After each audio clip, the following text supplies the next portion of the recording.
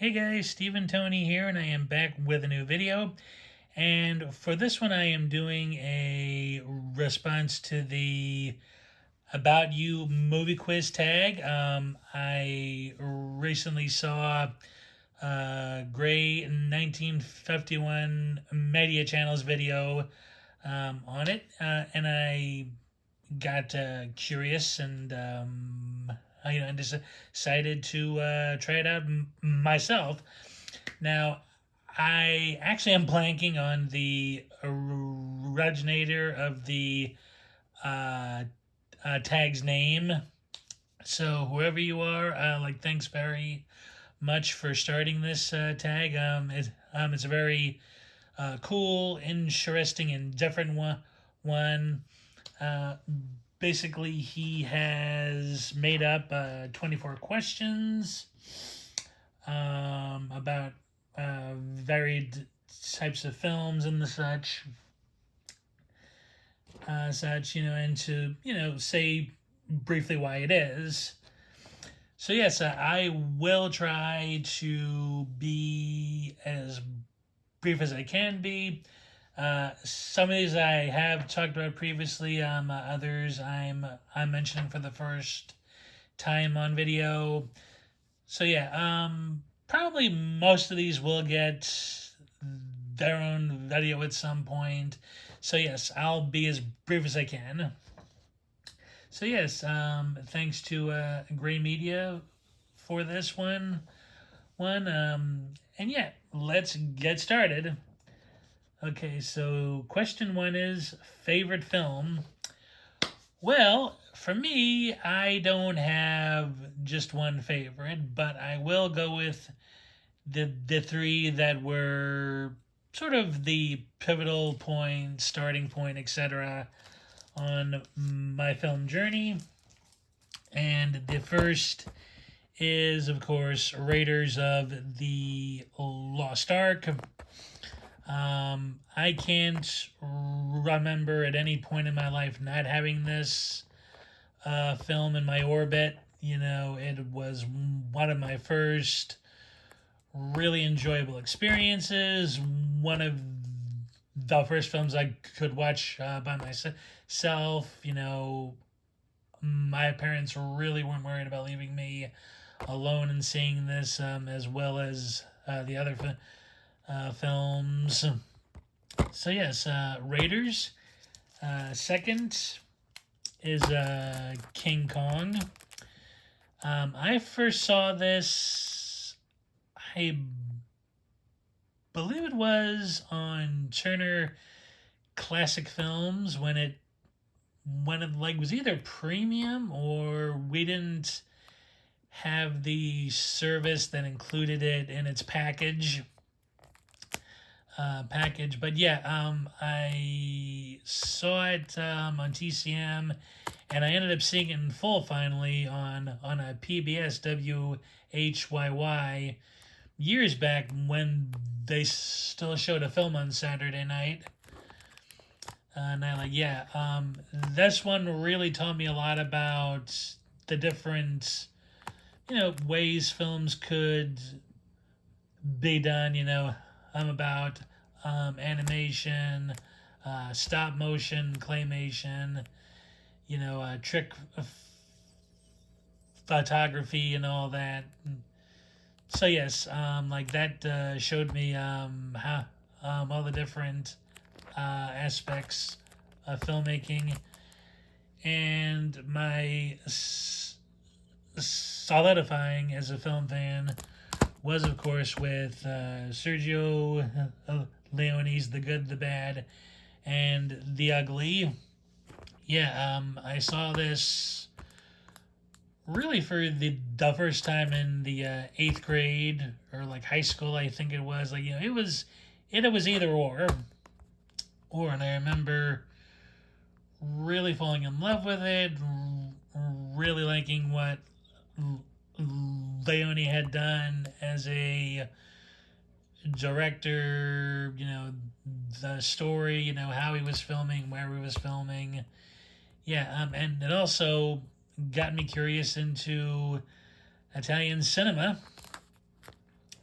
So yes, like those are my three main favorites. So yes, that is the first question. Okay, second question is best script. Okay, this one was a little harder because it can vary what folks see as a good script or a bad script. Like like what's working, what isn't working, so on and so forth. But for me, a really good, solid script that pretty much stuck to its guns, and seemed flawless. I mean, even with its flaws, is Henri Georges Clouzot's The Wages of Fear. Yes, this was one of my earliest criterions. Like not my, I mean, like first, like that there were like two or three others, I think, but when I first really started getting into foreign language films, like that's when always was a curio to me, and I finally saw it, and yeah, Clouseau just he hits the mark every time with this. The setting in South America, um, the story of all these expatriates who are either stuck there by chance or choice and wanting to get out of it, but the only way out being the dangerous jobs uh, for for um, for this American factory that isn't exactly as honest as it looks, and one of their bases catches fire, and the only way to stop the blazes is the use of nitro, and these four guys, the two like main ones, played by Yves Montand and Charles Vanel. They have to drive these trucks full of nitro glycerin that, like, one wrong move, one wrong act of God or nature, and they're dead. I mean, like, this thing is white knuckle in every sense. you know um I didn't get too tense at points myself, but I understood exactly what Clouseau was going for and how he builds to everything, the characterizations, like how it's shot, like it's just like it's on point on every level. I mean, even the stuff that's mundane and and sort of isn't hindering like the story, but is sort of not exactly building up either to it. Even like those parts are still done good. And the film isn't boring at all. Like it's like about 2 hours and 20 some odd minutes, and it doesn't feel that long at all. Like it is just like it just works in every single level. The script, and the film itself too. And I am unsure as of right now whether to pick up the BFI 4K or the recently announced Criterion 4K of this title. I never did upgrade to Blu-ray because I thought it looked fantastic already. But like I mean, like now I'm curious, like to see like how it'll look in a brand new restoration. So yes, that is the Wages of Fear for best script. Okay, next is favorite poster, and I have to go with the original Italian one of the good. Excuse me, of the good, the band, the ugly. Unfortunately, that poster isn't on this. Isn't on this edition. You can see it on the 4K from Kino. But yeah, I've always liked. I like that poster. Like where it's just like a brownish background and the portraits of Eastwood, Van Cleef and Wallach. Yeah, simplicity, but it tells the story quite good. So that is favorite poster. Yep. Okay. Next it is I'll watch it someday. Now I do have a twofer in this. So for different reasons. And the first is Luchino Visconti's Ludwig. It is basically a movie-style miniseries about the reign of King Ludwig II of Bavaria and his relationships with family, friends, and members of his courts, particularly his rocky relationships with the composer Wagner, and his unrequited love for Empress Elizabeth, played by Romy Schneider. Now, I started this like a while back, and I never ended up finishing it. And I really want to. I mean, I was enjoying what I was seeing. You actually have the option of either seeing it as it originally aired as a mini series on Italian TV, or the cut 3 hour feature film. I believe, yeah.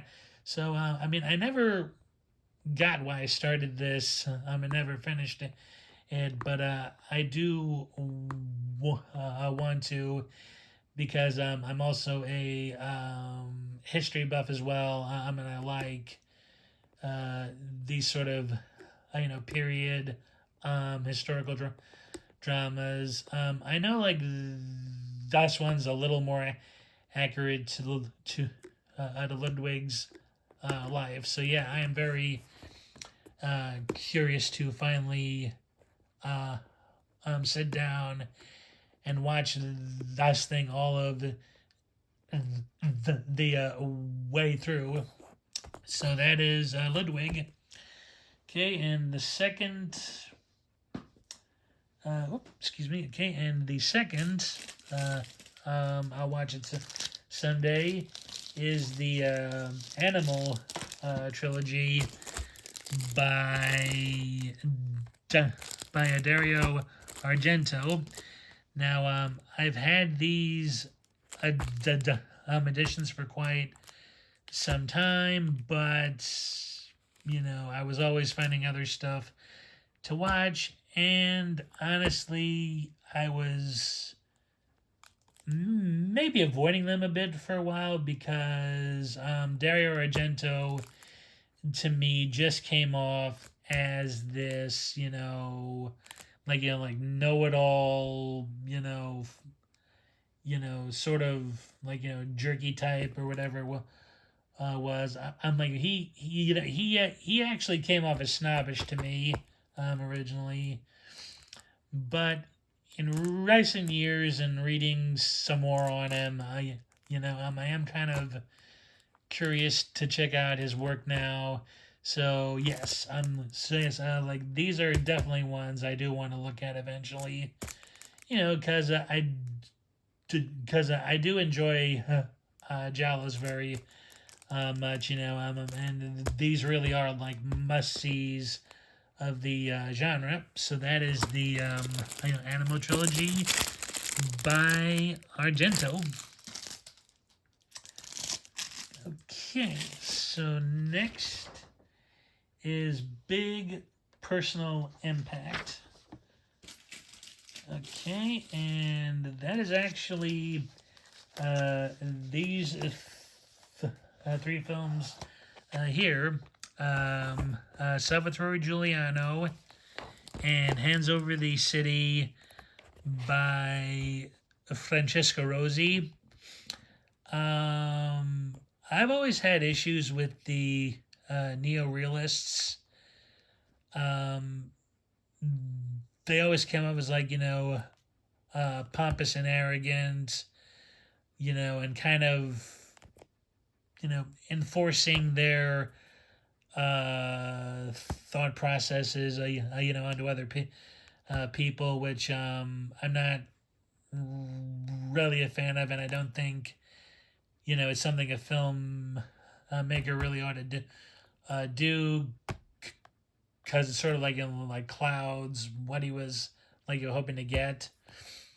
But Francesco Rosi, who was a sort of student of the movement when Fellini, and Visconti and Rossellini were sort of cutting their teeth, like on it, like he was apprenticing to them, and his film showed me that you could do a more avant-garde artsy style thing and still be very much entertaining and audience friendly, and that's what these two films are to me. Like they have a message, they have this thematic element to them, but they are done in such a way that you don't ever feel preached to. Like, he's just telling you what's happening, why it's happening, and to really draw your own conclusions from them, so, and that's, why I've really enjoyed his work over the years, Rosie. So yes, and I'd also like to add Almost Human to this Big Personal Impact, and that is mainly due to the performance of Thomas Millian as the ultra violent and evil Giulio Sacchi. It gave me a deeper appreciation of what actors do to achieve the effect they want for a role. I mean, Millian kind of went too far at points when playing the character by like staying as such, like even when he wasn't filming, and snorting up heroin. I think in order to in order to keep the character from overwhelming him, but it did give me a whole new appreciation for acting, and what actors try to achieve and want to achieve for every part they play. So yes, that is number 5. Okay, number 6 is Best Long Movie. And this is a trio again, and I have Let's see. First off, Abel Gance's Napoleon. The 5.5 hour epic that honestly doesn't feel like it's 5.5 hours. It is that engaging. I don't own too many silent films myself, but this one, along with The Passion of Joan of Arc, and a couple of others, are really, really excellent. Guns doesn't leave you bored for 1 minute. In this, even some of the, I guess, mild everyday things don't even seem boring. And I do so wish that there was an American Blu-ray of this. I mean, that's BFI edition is excellent, but I know the brown low edit will never see the light of day in the States because of his because of his thing with Francis Ford Coppola, who owns the US version, and has said it's a superior. So yes, that is Napoleon. Second is the comedy. It's a Mad, Mad, Mad, Mad World. Now, my preference is, and I don't know if you can see it here, but this version has the 3 hour and 17-minute roadshow version, which I feel moves at a much better pace than the standard theatrical cut. And this thing, very much like Napoleon. It's not boring. It moves along at a great pace. It's zany, it's wild, it's hilarious. It is just a lot of fun. And his Kramer's, excellent. A sad charcoal view on the whole business of greed and what it does to folks. So yeah, that is it's a Mad, Mad, Mad, Mad World. And the last one is Visconti's The Leopard. This clocks in at, I think, just a little over 3 hours, but again, it's not boring for 1 minute. It's this sprawling epic of a family in Italy during the revolution,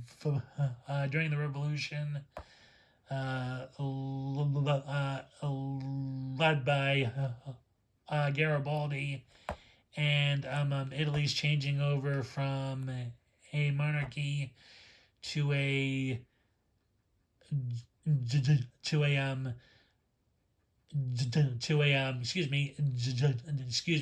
democracy, all while it is being viewed by this world-weary prince and his family. Yeah, a great performance is from Burt Lancaster, Alain Delon, and Claudia Cardinale. Yeah, LAU. It is a very well done epic film. So yes, that is my favorite long films. Okay, and next is You Like, But Everyone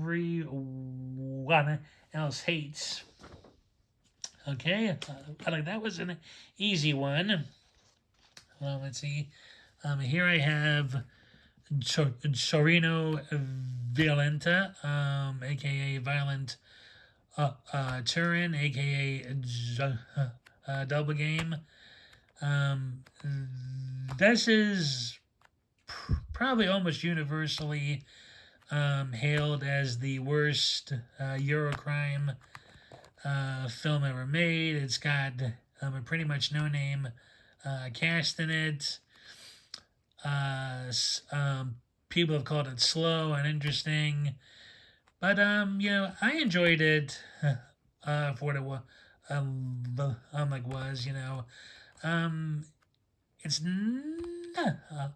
it's certainly not perfect. A lot of it, seems amateurish, and slow, but for me, it has a certain charm. I have done a whole I have done whole other video on this one. So if you haven't seen it yet, please go to the in my opinions series playlist to check it out. So that is Violent Turin. Okay, now on to you hate it, but everyone else likes. Okay, so I actually don't have a copy of the film on me, so I'll show the list here. Now this isn't a film that I that I hate, but it is heavily flawed to me, and that is Alfred Hitchcock's North by Northwest. Now, some of you out there might think I'm crazy for saying that, but the reason I think that it is flawed is because Hitch always said the audience doesn't care about certain plot points and the like of that, and thought everything that, needed explanation was a MacGuffin to, utilize to sell the chases. But for me, Northwest needed a little more an exposition. I mean, well, you can figure, you can figure out certain things on on your own. Not giving the villain more of a backstory,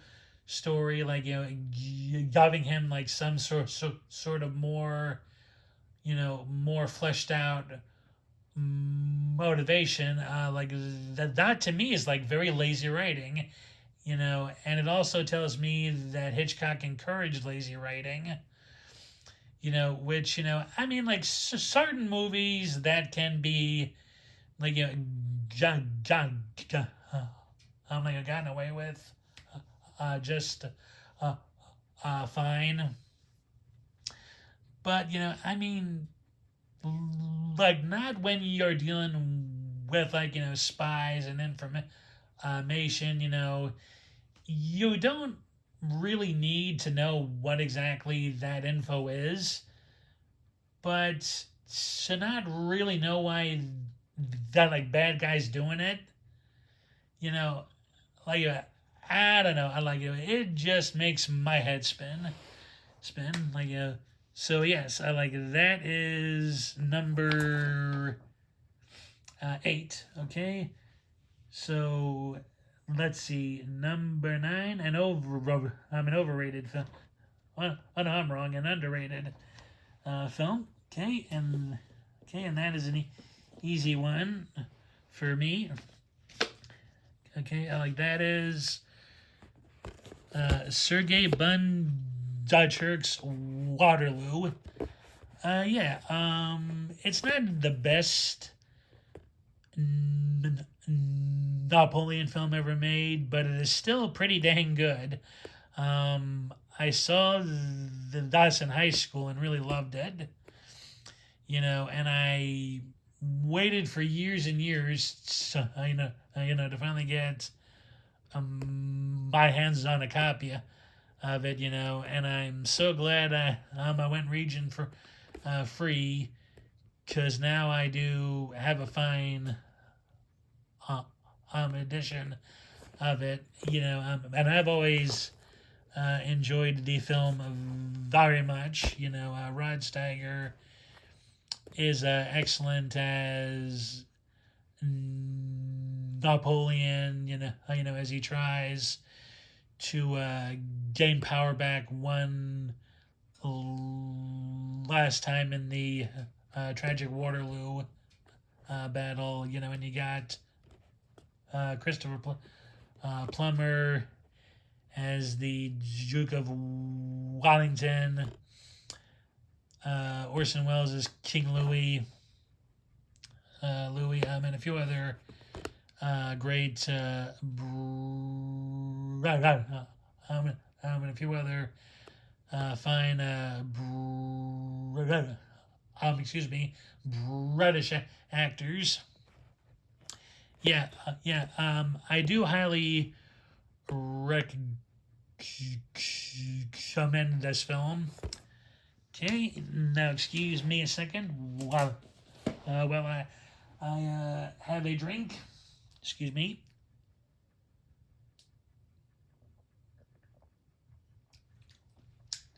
Excuse me. Okay, so next is overrated. Okay. Now, for me, an overrated one is, and I'm really sorry to say it, is Ilya Kazan's on the waterfront. Now, yes, I know it's a classic, and it's probably one of the finest acting, ever seen on camera. And while I don't hate the film at all, I just don't get, how it's the greatest, ever made. I mean, it's a fine story. It's a really well done film. It's it's shot well. The characters are all three-dimensional and interesting, and So I like it, but I wouldn't go as far, as to hailing it as the big thing everybody says it is. But that's just me. Yes, on the water front for overrated. Okay, so next film is Why Do I Like This? Okay, and that would be Jess Franco's Female Vampire. This is basically, and don't be fooled by the cover here at all. This is a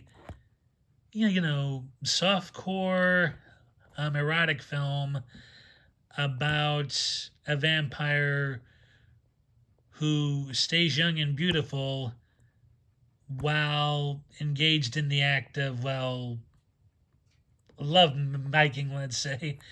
It's somewhat minimalist, as it's shot mainly on location. It doesn't utilize much studio um, time. But I've actually always enjoyed this one. It's very erotic. It kind of just borders a little on being almost triple X. But I don't know, just how it's filmed, the atmosphere. Something about it is just really enticing and and interesting to watch. I can't really explain it. Maybe because I had gone into it the first time expecting a complete thing of garbage. I ended up really enjoying it. So yes, that is Jess Franco's Female Vampire. Okay, next is great soundtrack. Well, I have to go with again the good, the bad, and the ugly. Morricone had some of it. Some of his best work. Great opening theme. Just a fantastic score overall. So that is a great soundtrack. Okay, next is best cinematography. And for me, that has to be Mario Bava's Planet of the Vampires. How he shoots this film is incredible. It is just, it is very atmospheric. It is very well shot. It's done mainly on a stage. It's a recreation, of an alien world, and just how he frames each shot, the lighting. Yeah, it is fantastic. A must see film, and one of my very few favorite science fiction, pieces. So that is best cinematography. Okay, next is Bad Day Cure.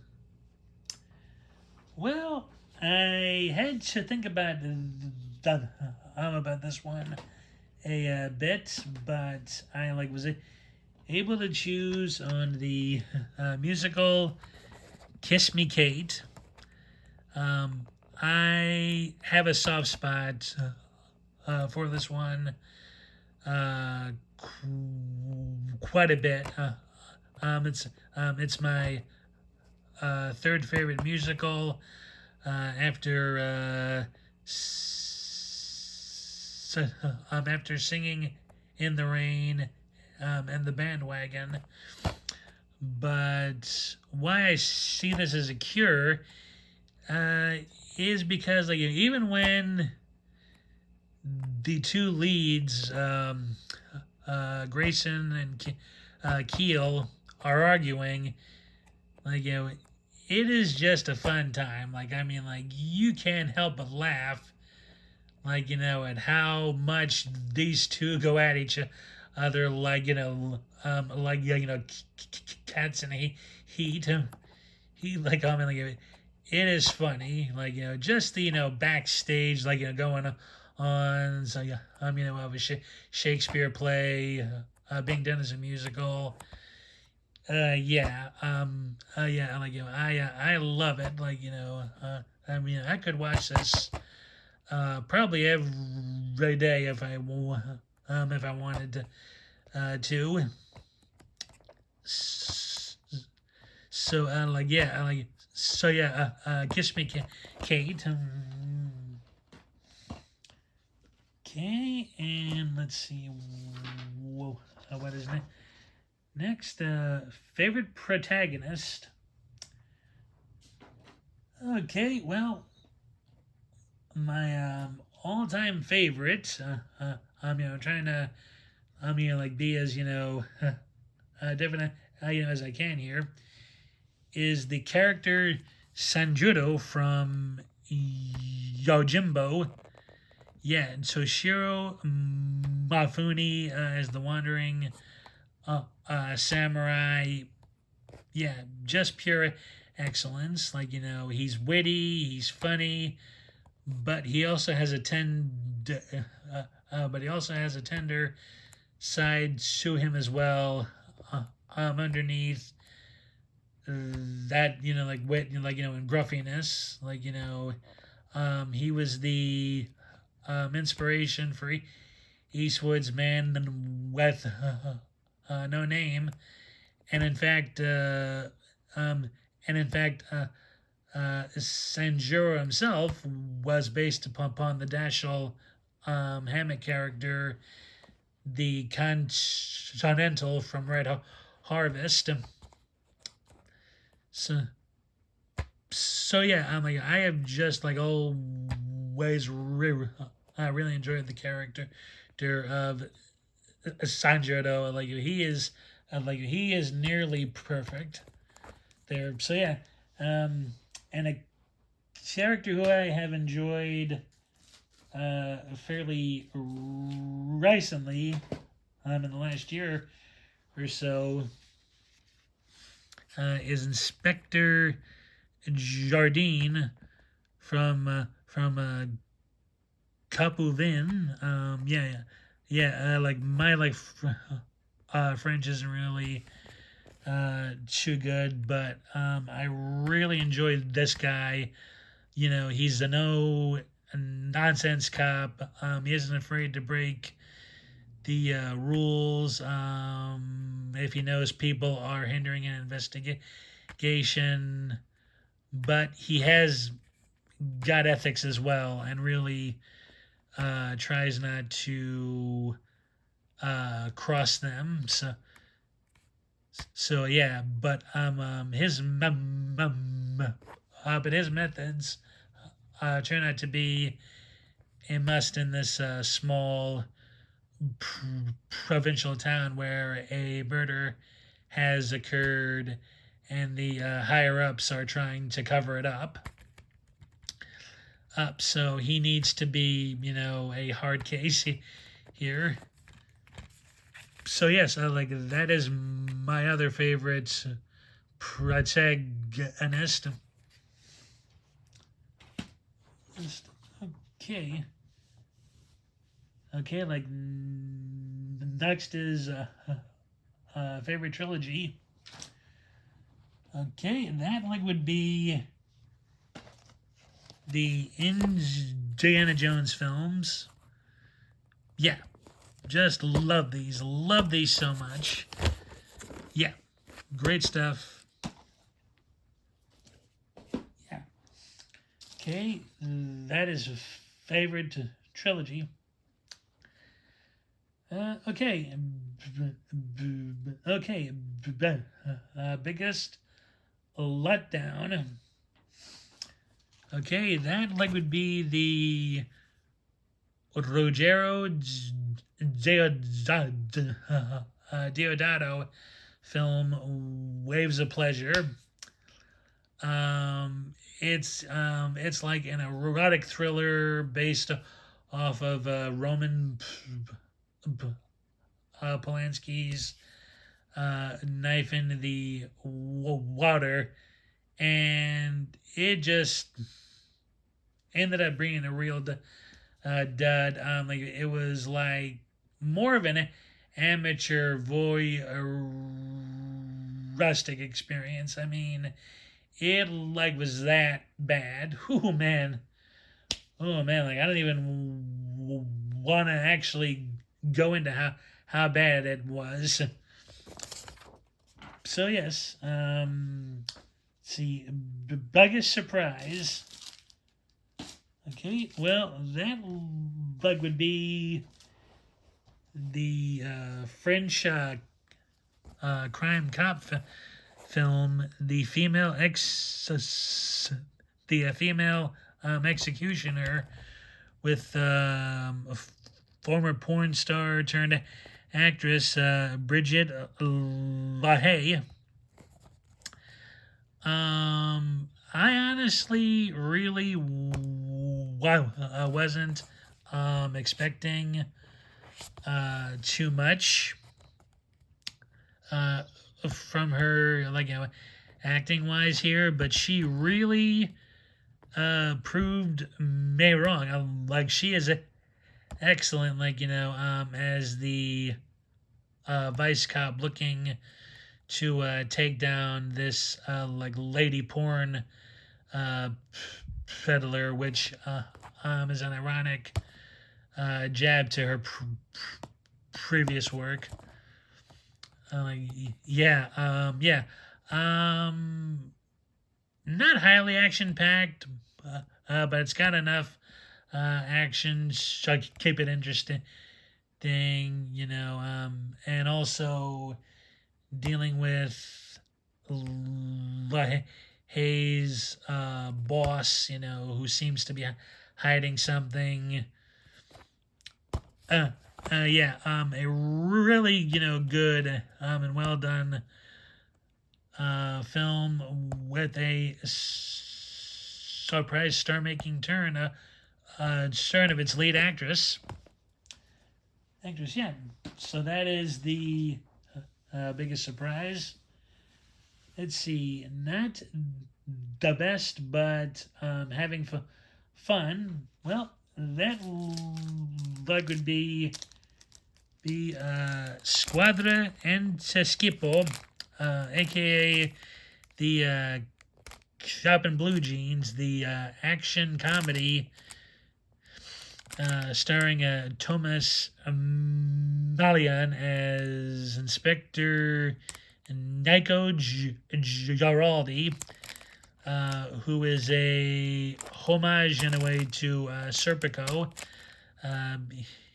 He's basically this small-time thief who ends up changing his ways and becomes a cop who has very unique and interesting methods bringing down the bad guys. And now he's got to figure out who's put a hit out on these two small-time crooks for stealing mob money. Yeah, it's a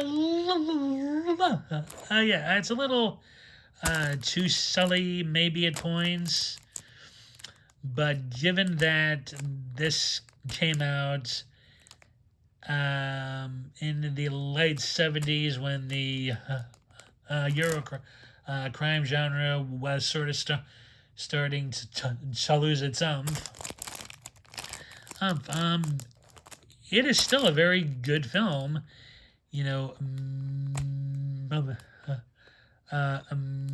Malian is excellent in it, and so is Jack Palance as the incognito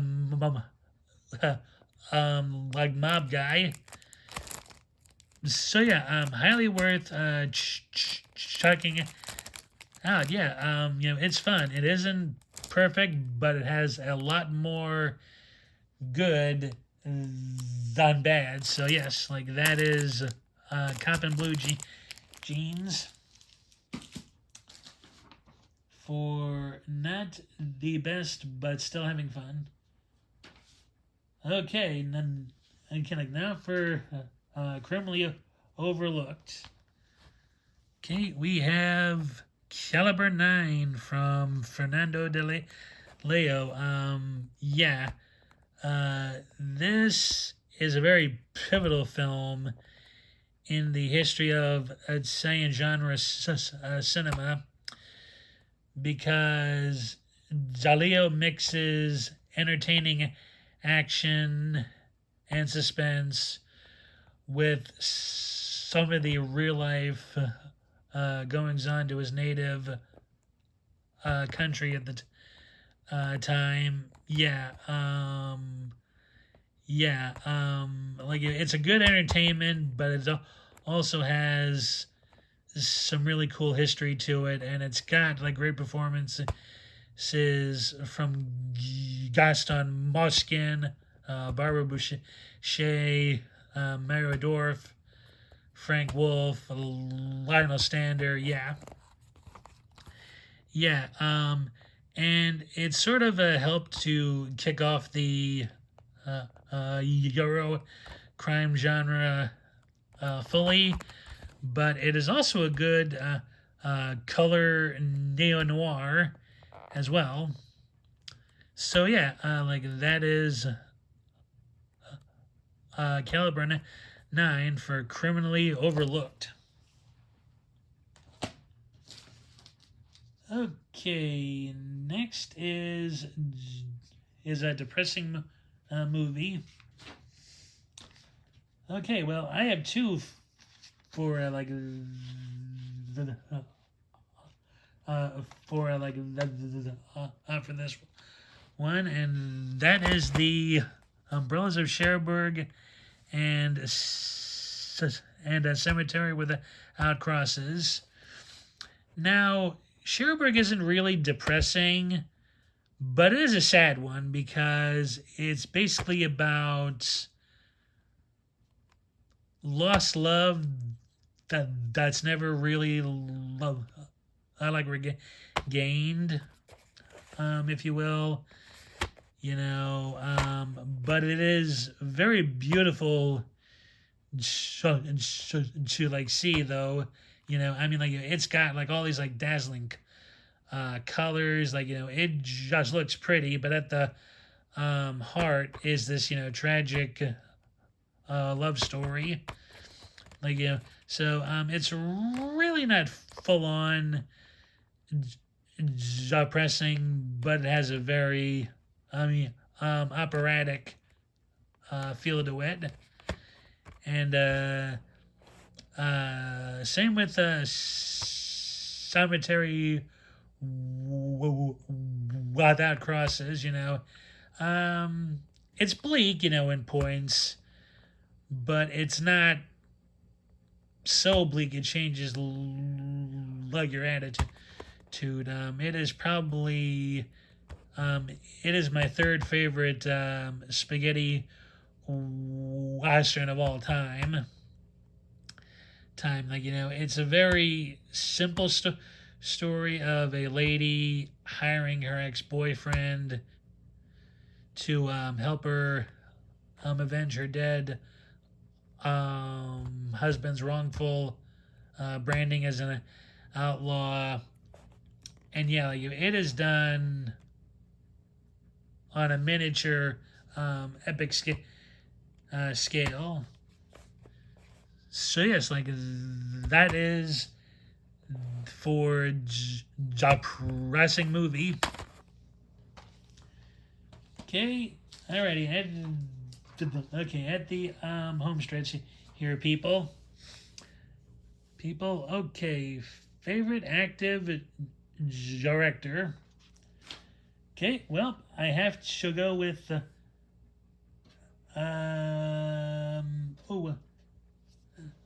okay, well, I have to go with Quentin Tarantino and also Martin Scorsese, but I totally forgot to bring out one of his films to show, but but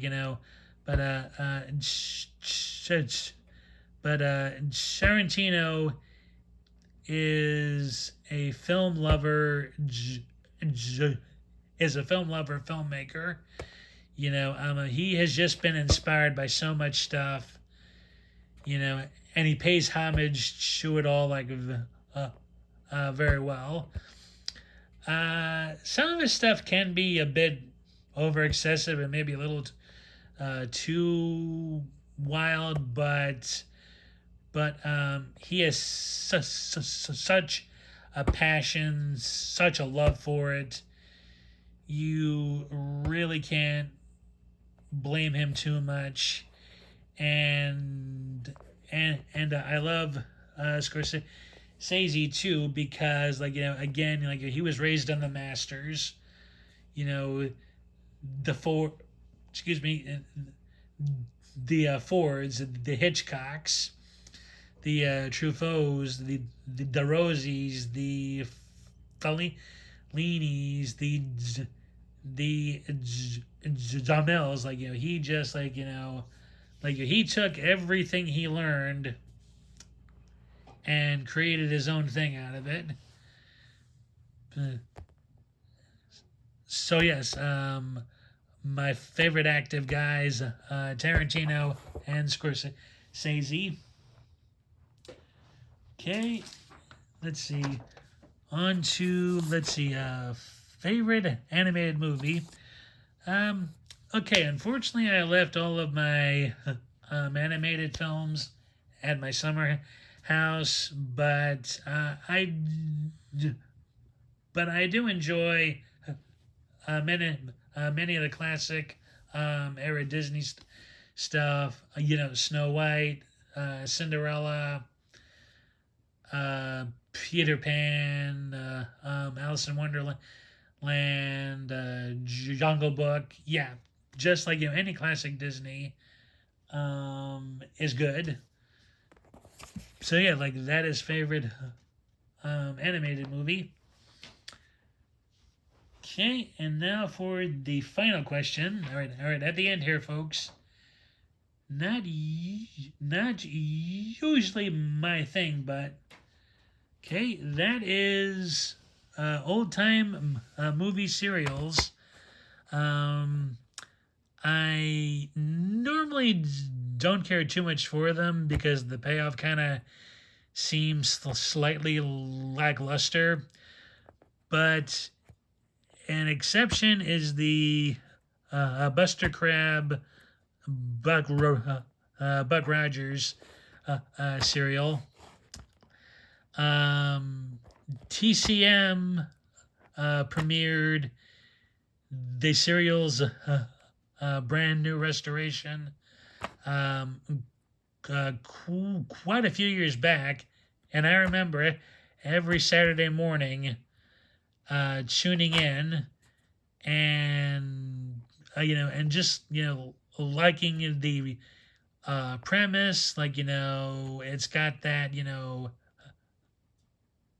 1920s art deco futuristic look to it. Like, yeah, it is just a lot of fun. Has a great story. And Rogers and his friends battling a tyrant. Yeah, an excellent serial. Yeah. Okay, and that will do it. Okay, shoo. Man, I did not think I would take this long. Ooh, but yeah, and I didn't ramble or anything here on this one, folks. But yes, I like that is my response to the About You movie quiz. Okay, so now I have to tag a few people. Okay, I'll tag the Dutch film buff, Frank's Collecting Castle, Danny Don't Go In, 237 101 Bronson. Let's see, who else can I think of? Well, if I think of anybody else, I'll leave links out of their channels in the description. So yes, thank you for watching. Please leave any comments as to what as to what you thought of my picks below. If you've seen any of them, if you enjoyed them, hated them, any acting you liked, yeah. Okay, so please leave a comment if you would, and also please give this video a thumbs up, and if you haven't already and want to, please subscribe and hit that bell notification button for more stuff. Okay, thanks everyone. Take care. Bye.